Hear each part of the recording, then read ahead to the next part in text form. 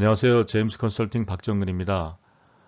최근에 양도소득세 관련된 상담 중에 1세대 1주택 비과세 요건을 확인하던 중에 세대분리 요건이 가능하신 분이 계셔서 세대분리를 좀 안내해 드린 적이 있습니다. 그래서 오늘은 그 세대분리의 요건에 대해서 같이 한번 살펴보겠습니다.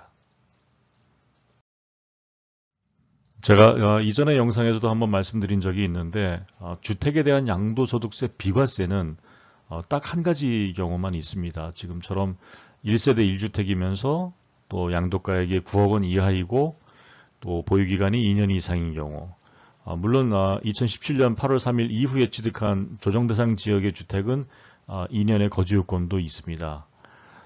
그리고 주택에 딸린 토지의 경우에 도시지역은 주택 정착 면적의 5배까지, 그러니까 100평이면 주택이 100평이면 토지는 500평까지, 도시지역 밖이라면 10배까지, 1000평까지 1세대 1주택으로 보고 비과세를 해주는 겁니다. 그래서 이거 외에는 사실 비과세 요건이라는 게 없습니다. 감면 요건은 있을 수 있습니다만 양도소득세 중에서 주택에 대해서 비과세 요건은 1세대 2주택 요 요건만 만족을 해야 된다. 그럼 이 요건 중에서 사실 가격이 뭐 9억 원인데 이거를 우리가 임의로 내릴 수는 없지 않습니까? 또 보유기간은 우리가 요거 맞춰서, 또 거주요건이 있으면 거주요건에 맞춰서 살면 되고요. 주택에 딸린 토지가 면적이 넓으면 여기 조건에 맞는 정도만 비과세 혜택을 받을 수밖에 없는 거죠. 그런데 최근에 만약에 이제 그 세대 분리를 할 수 있어서 만약에 1세대를 자를 수 있다. 그래서 자녀에 대한 얘기입니다. 부부간에는 아무리 뭐 따로 살든 주민등록이 다르든 부부는 그 세대 분리가 안 되죠. 그런데 자녀의 경우는 가능합니다. 그래서 1세대 1주택 중에서 세대 분리를 활용한 비과세 어떤 게 있을 수 있는지 같이 한번 살펴보겠습니다. 먼저 1세대 1주택의 1세대에 대해서 한번 알아보겠습니다. 소득세법 제88조에 보면 정의에 1세대란 거주자 및 그 배우자, 법률상 이혼을 했으나 생계를 같이 하는 등 사실상 이혼한 것으로 보기 어려운 관계에 있는 사람을 포함한다.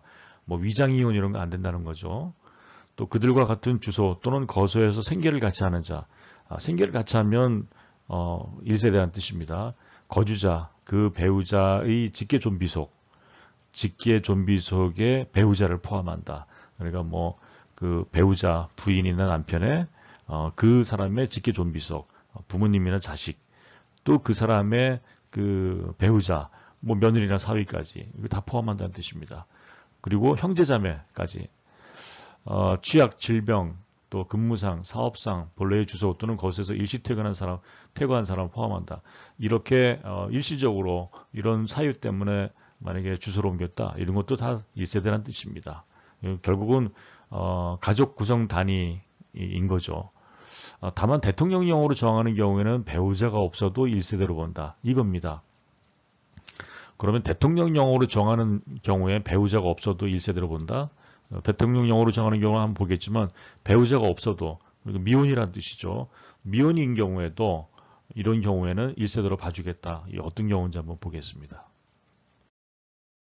네, 소득세법 시행령 제152조의 3, 1세대의 범위에 보면 조금 전에 말씀드렸던 그 소득세법이 88조 6항이었지 않습니까? 6호의 단서에서 대통령령으로 정하는 경우란 다음 각호의 어느 하나에 해당하는 경우, 이 셋 중에 하나면 된다는 뜻입니다. 어떤 경우냐? 1. 나이가 30세 이상인 경우. 30세 이상이면서 세대를 분리했다. 그러면 1세대로 독립세대로 간주해 주겠다는 거죠. 이건 배우자가 사망하거나 이혼한 경우, 결혼을 했는데 실질적으로, 그런데 사망하거나 이혼해서 혼자다. 그런 경우도 이미 결혼을 했었기 때문에 그것도 1세대로 인정을 해주겠다는 거죠. 또 하나는 여기 기준 중위소득 100분의 40% 수준 이상으로서 소유하고 있는 주택 또는 토지를 관리 유지하면서 독립된 생계를 유지할 수 있는 경우, 다만 미성년자의 경우는 미성년자는 안 되고요. 미성년자가 뭐 이렇게 할 수 있는 사람이 없겠죠. 제외하되 미성년자가 결혼했다든지 또는 가족이 다 사망했다든지 그 밖에 기획재정부령이 정하는 사유로 불가피하게 1세대의 구성이 불가피한 경우에는 그러하지 아니하다. 미성년자라도 뭐 사실 가족 중에서 고아라든지 혼자라든지 그러면 주택을 소유할 수도 있잖아요. 그런 경우에 1세대로 볼 수 있다. 그런 얘기죠. 그러면 이 중에서 만약에 우리가 고민하고 있는 게 어떤 거냐면, 자, 나이가 30세 미만입니다. 성인이죠. 물론 성인인데 30세가 안 된 경우죠. 그런데 또 미혼인 경우, 집안에 이런 경우에 혹시 어떻게 세대 분리를 해서 1세대로 인정받을 수 있지 않을까, 이런 게 고민이지 않습니까? 그런데 만약에 설령 30세도 안 되고 또 미혼이라도 자녀가 만약에 이렇게 독립적으로 직장 생활을 할 거 아니겠습니까? 독립적으로 생활을 할 수 있는, 생계를 유지할 수 있는 경우다. 그러면 세대 분리 요건이 되는 겁니다. 물론 주소를 옮기셔야 되겠지만요. 그 세 번째 조건을 만족할 수 있는 경우라 그러면 중위소득 한번 알아보겠습니다. 보건복지부 홈페이지에 보면 2021년도 1인 가족, 뭐 자녀 혼자 독립하는 거겠죠. 그러니까 1인 가족의 2021년 중위소득이 182만 원입니다. 요거의 40%면 월 73만 1,132원 2.4원이죠.